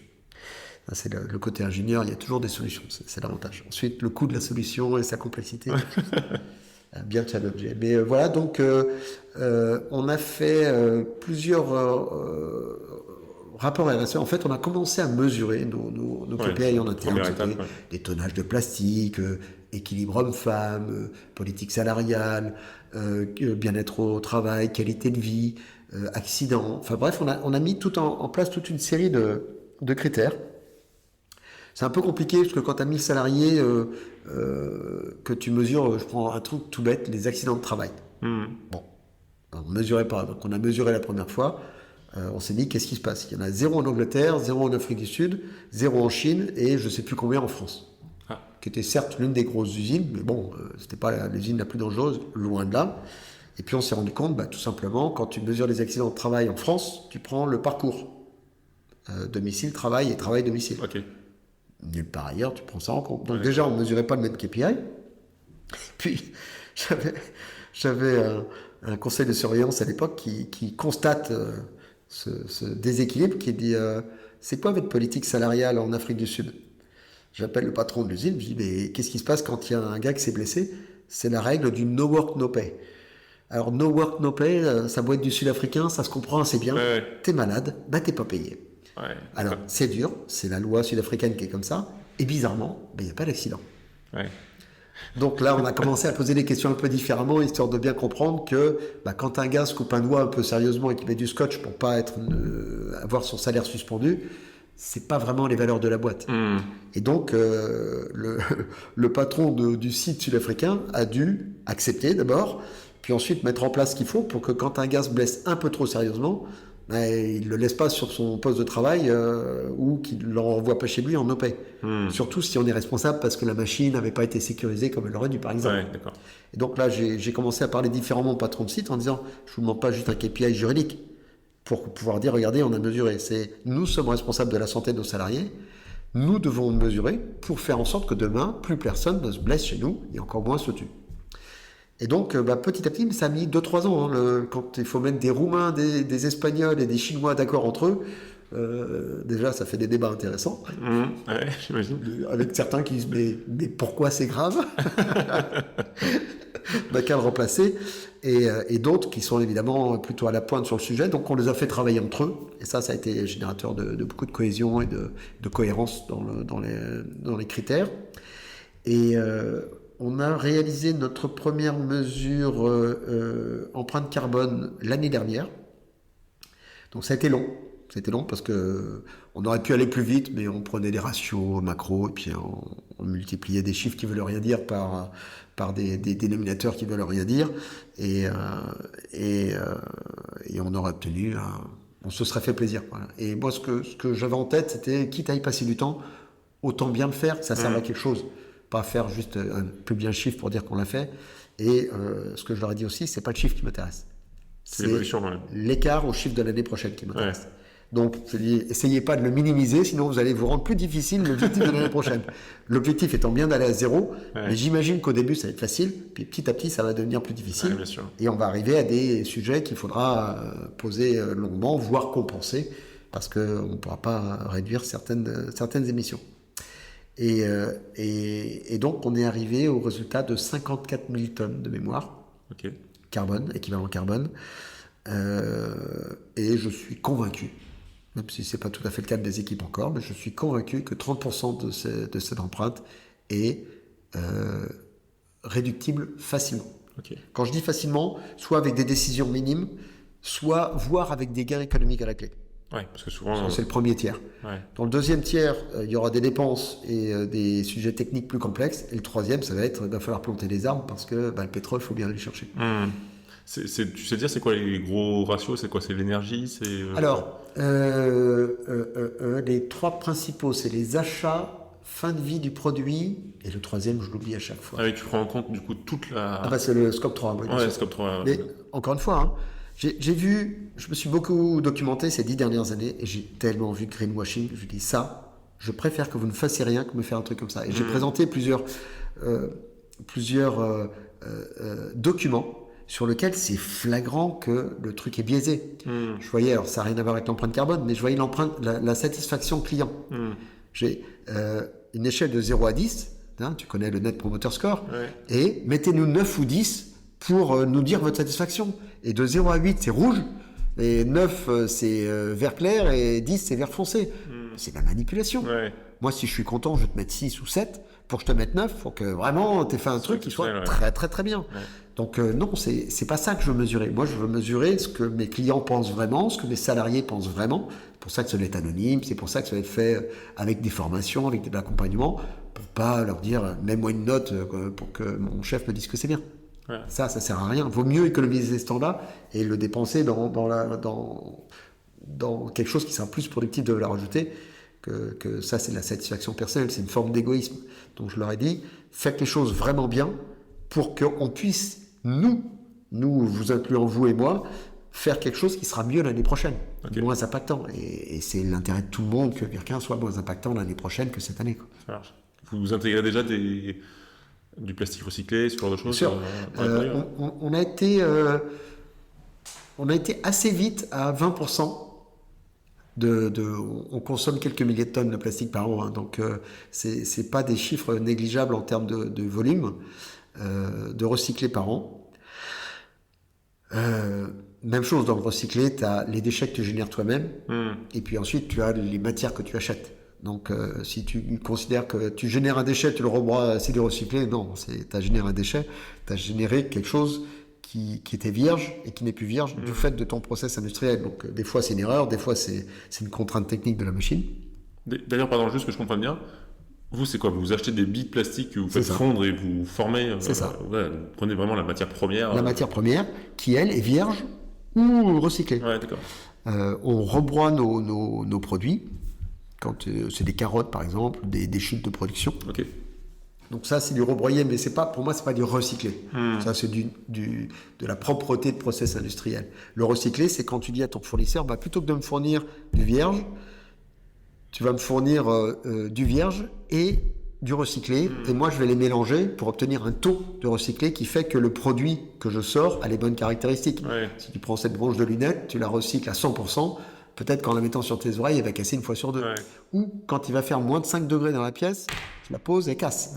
Donc il y a des contraintes mécaniques thermiques, chaînes de cote, qui font que ton recyclé, il change un peu tout ça, il change les caractéristiques, puis des fois ça n'a absolument aucune contrainte, et puis des fois ça rend le produit totalement non fonctionnel.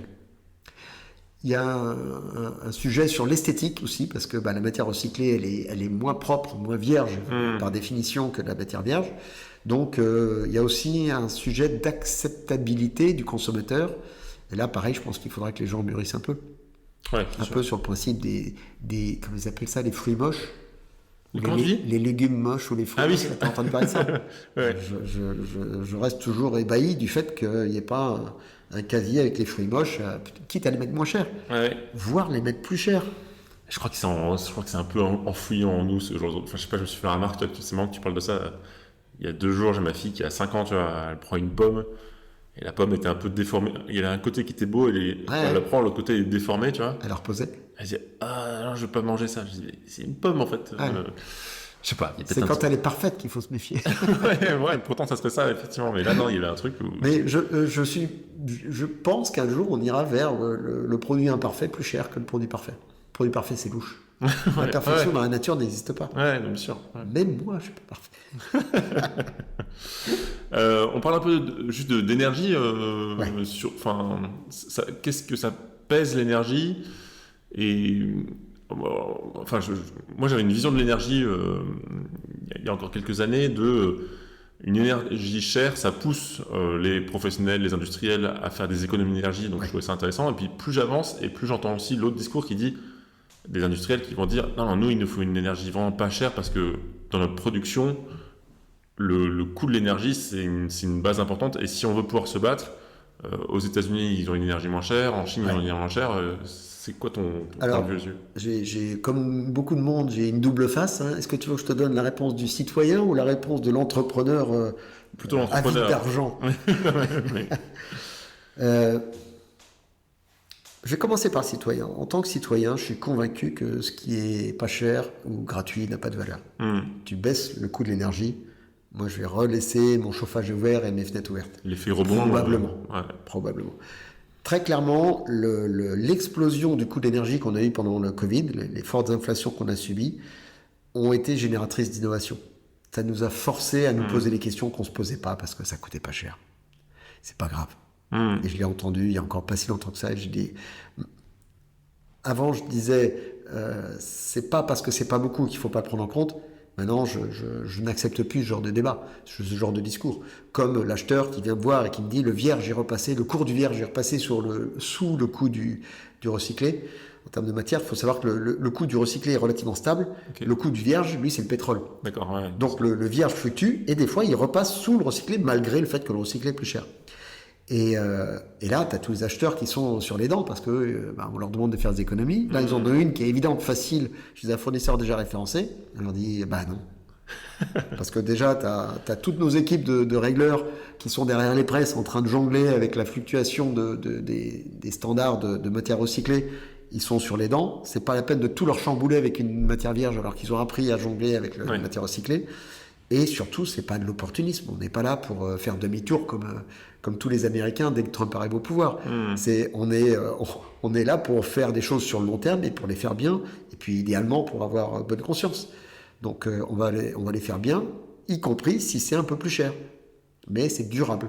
Et tu vois, dans le sens RSE, moi j'ai surtout le durable pour la planète, mais durable pour l'entreprise aussi.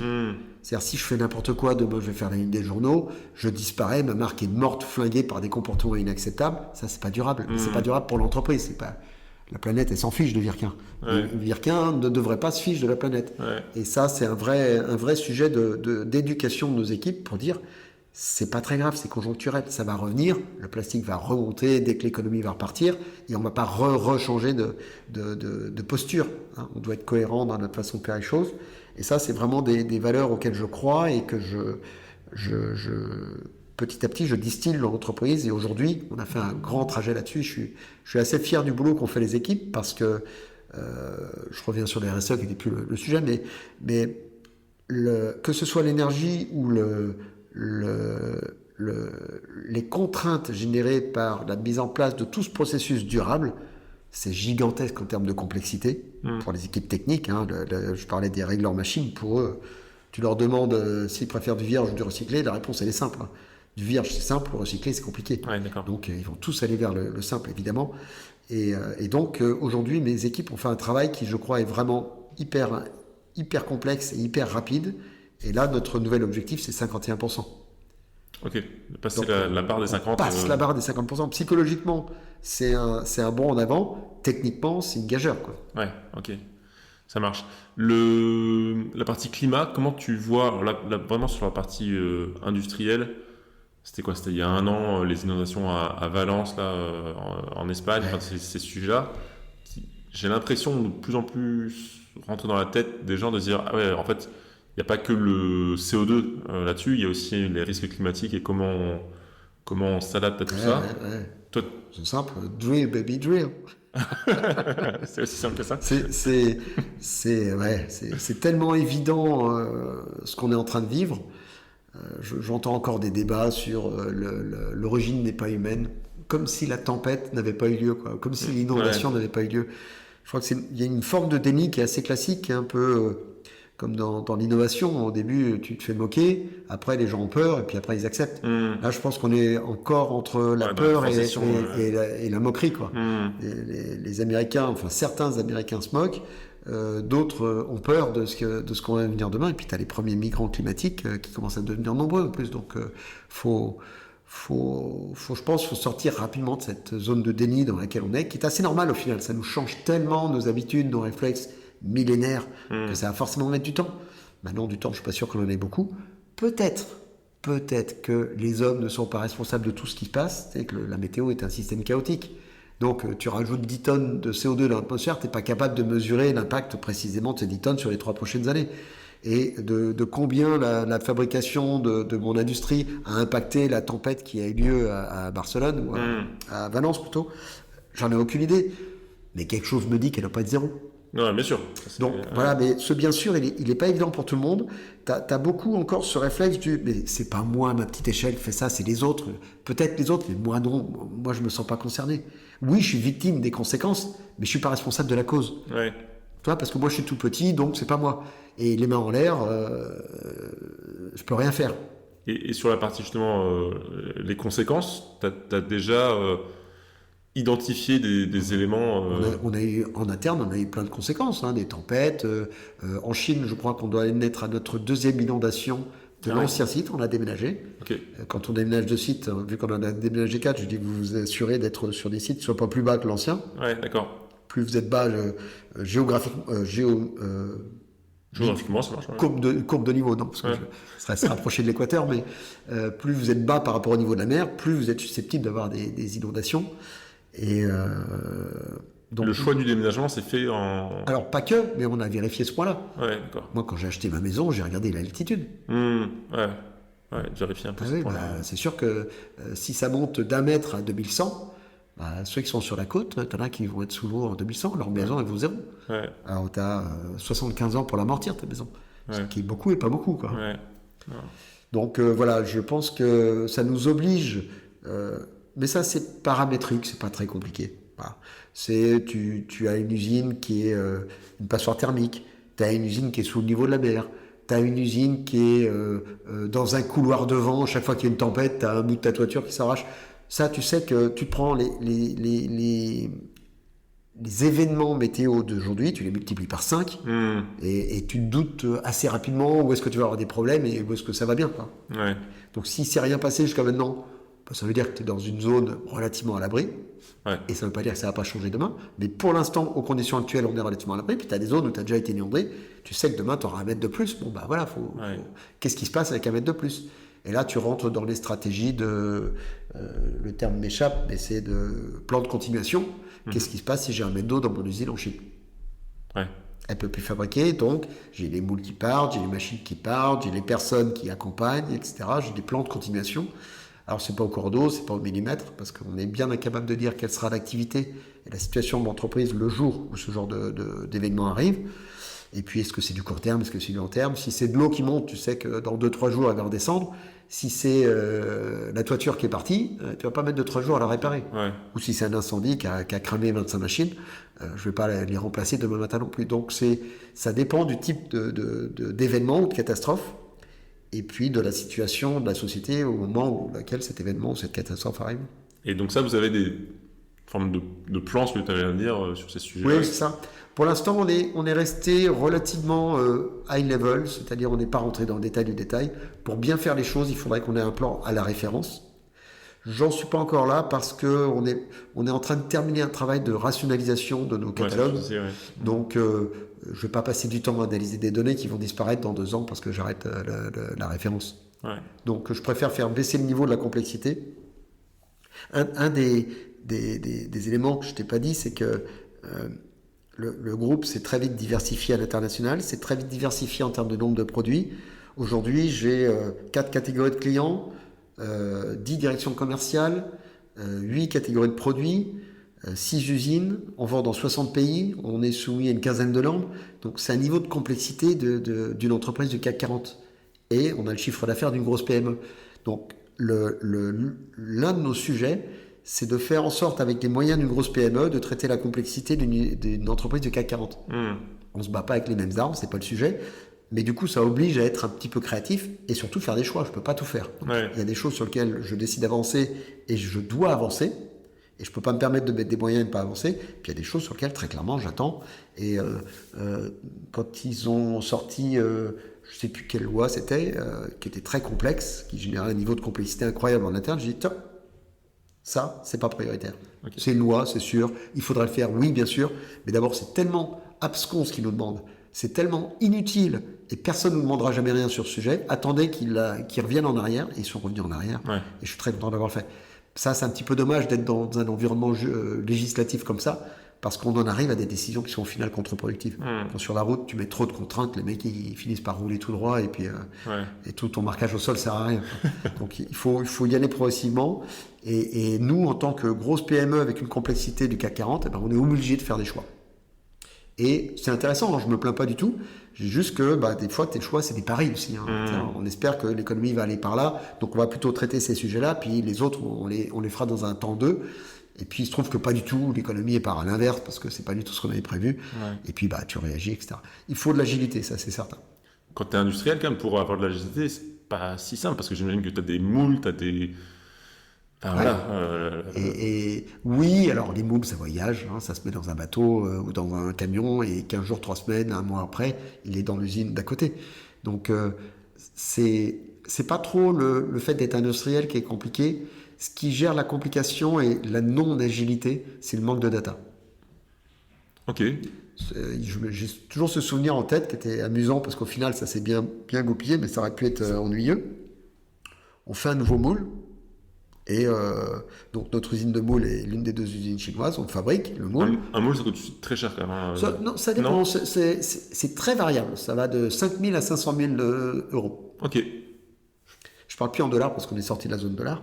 Donc c'est une très grande fluctuation en fonction du niveau de complexité du moule. Un moule ça peut être un moule à gaufre, comme ça peut être un truc avec des quelques milliers de pièces mécaniques dedans, avec des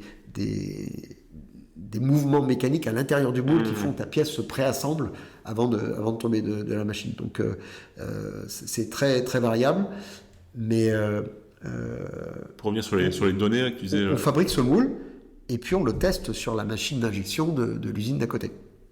On teste, le moule fonctionne bien, super, nickel. On ship le moule et on arrive, et tu sais, sur les presses, quand ton moule il s'ouvre, en fait il s'ouvre guidé par des colonnes. On appelle ça des colonnes. C'est 4 gros blocs d'acier ronds. Ok. Et le moule glisse autour de ces blocs d'acier. Il y a une espèce de matelas sur lequel tu viens fixer ton moule, et ce matelas, il y a des trous dedans, et ces trous glissent autour de ces 4 colonnes. D'accord. Ce qui porte le moule, en gros, quoi. Eh bien, malheureusement, sur les presses françaises, l'entrecolonne était plus étroit, le moule ne rentrait pas dedans. Ouais. Donc, le moule, il est reparti en Chine, et le moule chinois qui faisait le même composant, c'était, par chance, on avait un doublon, on a fait un échange de moule. Mais tu vois, nos données entre colonnes n'étaient pas précises, et quand on a fabriqué le moule, théoriquement, ça passait, puis en fait, on s'est rendu compte que ça ne passait pas. Ouais, d'accord, ok. Donc, données imprécises égale surprise à un moment. Et donc, Tu as une urgence, ton usine chinoise a les pieds dans l'eau, tu envoies tes moules en France parce que ça passe. Arrivé en France, ça passe pas. Là, tu es le bec dans l'eau. Qu'est-ce que tu fais? Alors que si tu as les bonnes données, tu vois que dans ton plan d'urgence, il faudrait l'envoyer en France, mais en France, j'ai pas la bonne presse pour. Ok, je budgète l'achat d'une presse pour pouvoir faire ça au cas où. Et je remplace pas ma presse demain matin. Quand celle-là sera morte, je m'entraîne. L'avantage du plan de continuation, c'est que le pire n'est jamais certain. Donc, avec un peu de chance, il va arriver après que ma presse non compatible soit décédée. Ouais. Et donc, je la remplacerai à ce moment-là. Et là, j'ai un risque qui disparaît. Je coche une case. Ok. Mais tout ça, il faut la data. Et là, on est en train de mouliner des téraoctets de data. C'est assez passionnant. Ok, excellent. C'est quoi le futur pour Virquin, pour terminer un peu notre échange? C'est quoi les prochaines étapes? Je pourrais repartir avec le micro. Ouais, c'est une bonne question. Ces 10 dernières années, ça a été beaucoup de ménage. Ces 7 dernières années, j'ai fait énormément de ménage. Donc les équipes ont fait énormément de ménage. J'ai un groupe qui est beaucoup plus fluide, lisible, agile qu'il ne pouvait l'être auparavant. Donc ma prochaine étape, ça va être repartir à la conquête. Conquête géographique, croissance externe, innovation. Ok. On n'a pas parlé États-Unis, Amérique du Sud. J'ai jamais entendu parler. Vous, c'est pas votre sujet? Non, pour historiquement, c'est pas notre zone. On n'y a jamais été. On a fait 2-3 tentatives, ça s'est pas concrétisé. Des normes spécifiques, des marchés gigantesques, des gros concurrents. Des méthodes commerciales pas forcément en ligne avec mes valeurs. Pas mal de raisons pour ne pas se précipiter là-bas. Et ce qui se passe en ce moment me donne raison. Ouais. Donc je suis content de ne pas y être allé. Je pense que les gens qui aujourd'hui sont implantés aux États-Unis ont des urgences à gérer. Je suis content de ne pas avoir à gérer et pouvoir me concentrer sur des choses plus constructives. Ça ne veut pas dire qu'on n'ira jamais. Mais voilà, j'ai suffisamment de travail à faire là où je suis pour faire 2-3 fois plus que ce que je fais aujourd'hui, sans avoir à augmenter le niveau de complexité. Ok. Et ça, c'est un sujet important. Et puis le continent américain a des gammes de produits qui sont assez courtes. C'est basé sur le système un peu anglo-saxon. C'est beaucoup de tuyauterie métallique. Il n'y a pas vraiment de largeur de gamme comme on peut avoir en Europe. D'accord. Donc c'est moins intéressant pour Virquin. Ça marche. Ça ne veut pas dire encore une fois qu'on n'ira pas, mais je vais attendre de peser plus là où je suis avant d'aller voir ailleurs. Ça marche.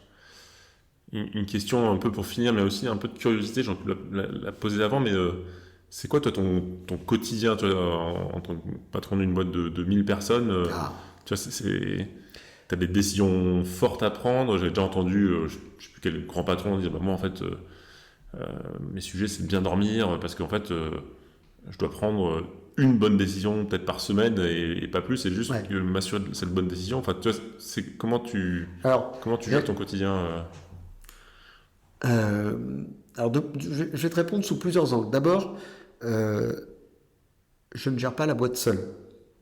J'ai des gens en dessous de moi qui sont très compétents et des gens au-dessus de moi qui sont très compétents aussi. Alors, au-dessus de moi, c'est le conseil de surveillance et c'est l'assemblée générale. Donc, à l'assemblée générale, mes frères connaissent très bien la boîte.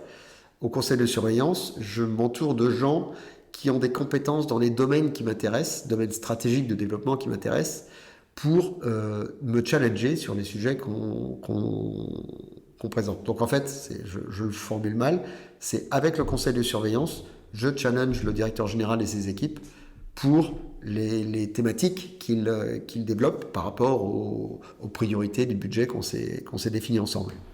Donc je m'entoure des bonnes personnes, ce qui n'est pas facile, surtout pour... Ce que j'ai pu remarquer, c'est que l'industrie, c'est compliqué, il y a plein de paramètres. Et donc, si tu veux des bonnes personnes autour de toi, c'est pas un jugement de valeur, c'est simplement des gens avec le bon parcours. Il faut des gens qui ont fait de l'industrie. Il nous est arrivé de prendre des gens qui venaient des services. Et en fait, dans l'industrie, tu as beaucoup plus de paramètres à prendre en compte. Et donc, tu as une masse de données qui est assez gigantesque. Et si tu n'as pas l'habitude de gérer 15 leviers différents, tu appuies à fond sur un levier, tu as tous les autres qui reculent, l'effet est contre-productif et tu comprends pas d'où ça vient tout ça. Donc aujourd'hui, les équipes qui sont en place et qui pilotent le groupe viennent de l'industrie et donc ont l'habitude de cette complexité et le font plutôt bien. Et voilà, donc les gens qui challengent au-dessus et les gens qui exécutent en dessous, ou qui mettent en opération en dessous, c'est les bonnes personnes.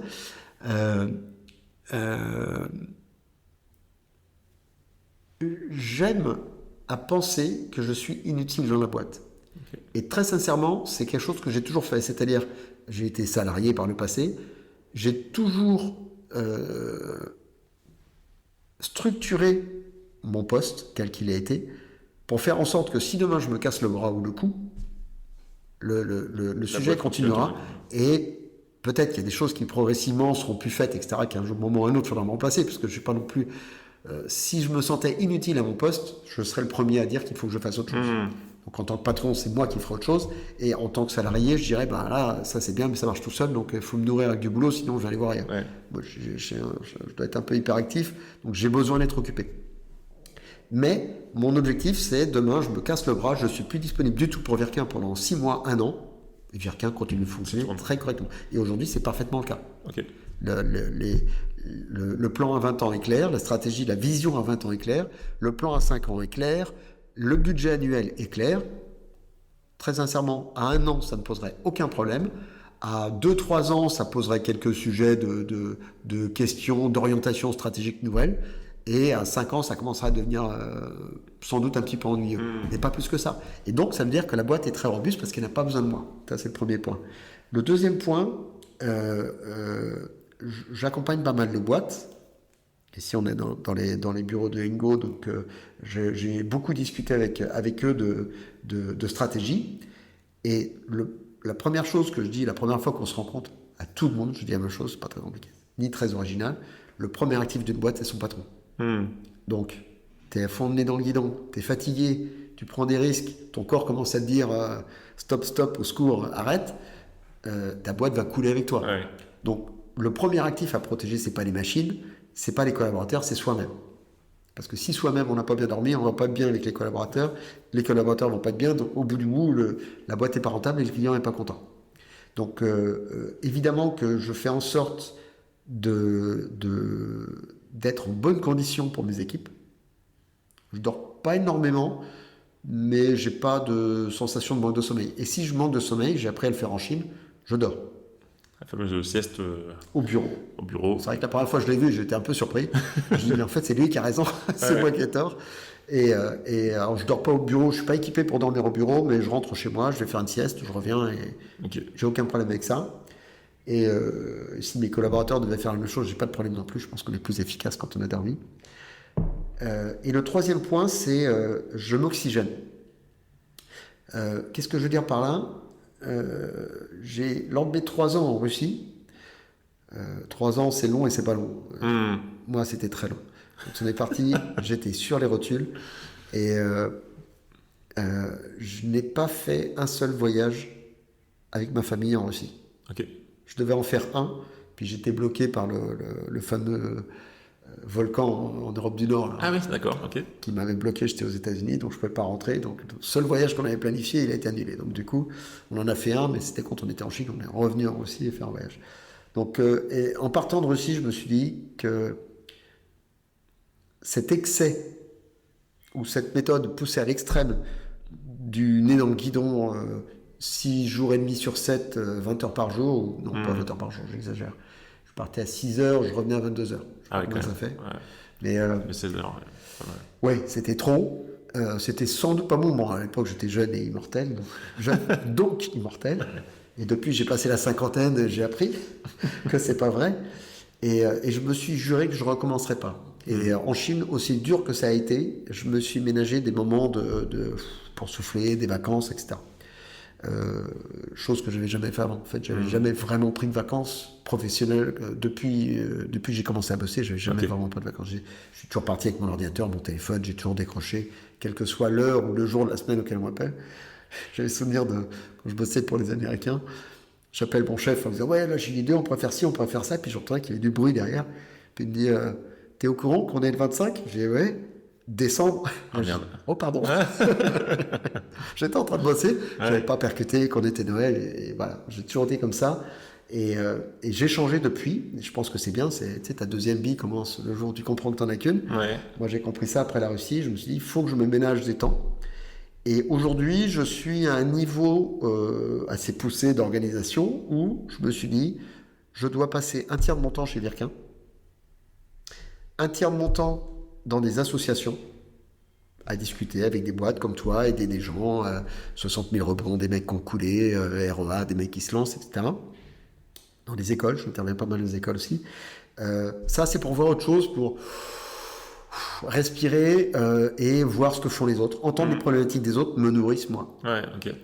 Comprendre des sujets sur lesquels bossent les autres, ça m'intéresse. Parce que probablement que Virquin, à un moment ou à un autre, devrait soit déjà avoir travaillé dessus, soit bientôt prévoir de travailler dessus. Ok. Et si c'est pas le cas, je me rajoute une petite case, j'ai ma to-do list qui s'allonge au fur et à mesure de ce deuxième tiers où je vais me nourrir à l'extérieur. Souvent dans le monde sociétal ou économique. Ok. Et le troisième tiers, c'est pour moi. Ok.